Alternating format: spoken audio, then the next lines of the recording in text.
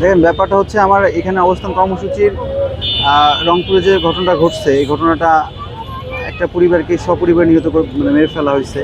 আবার লক্ষ্মীপুরেও আজকে গতকালকে একটা ঘটনা ঘটলো, সেখানেও হচ্ছে মা সহ 3জন কন্যা সন্তানকে হত্যা করা হয়েছে। আবার কিছুদিন আগে দেখলাম সিলেটে ট্রিপল মার্ডার হয়েছে। তো বাস্তবিক প্রেক্ষাপট যেটা, বাংলাদেশের আইন শৃঙ্খলার যে চরম অবনতি হয়েছে, এই ব্যাপারটা নিয়ে আমরা খুব কনসার্ন। এবং সেই জায়গা থেকে আমরা সরকারের কাছে দাবি জানাচ্ছি যে খুব দ্রুত সময়ের মধ্যে কীভাবে দেশের আইন শৃঙ্খলার ব্যবস্থা উন্নতি করা যায় সেটা নিয়ে সরকার আরেকটু চিন্তা করুক।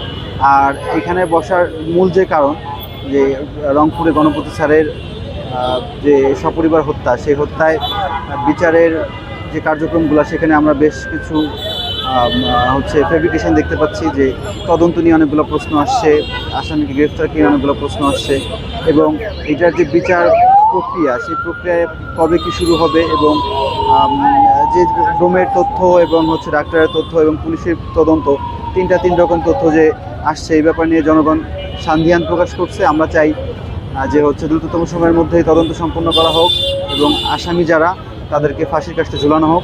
এটাই আমাদের দাবি। আমাদের বাস্তব প্রেক্ষাপট যেটা, আমরা আসলে নিজেদের জীবনের নিরাপত্তা চাই।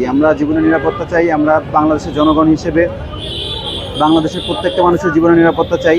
যেভাবে আপনার হচ্ছে পথে ঘাটে চিন্তায় বাড়ছে, যেভাবে হচ্ছে মানুষ খুন হচ্ছে, এই জিনিসগুলোর সমাধান হওয়া প্রয়োজন। আমি হচ্ছে মাননীয় স্বরাষ্ট্রমন্ত্রীর প্রতি উদার আহ্বান জানাই যে দ্রুততম সময়ের মধ্যে এই জিনিসটা কীভাবে সমাধান করা যায়, জনগণের জানমালের নিরাপত্তা করা যায়, এবং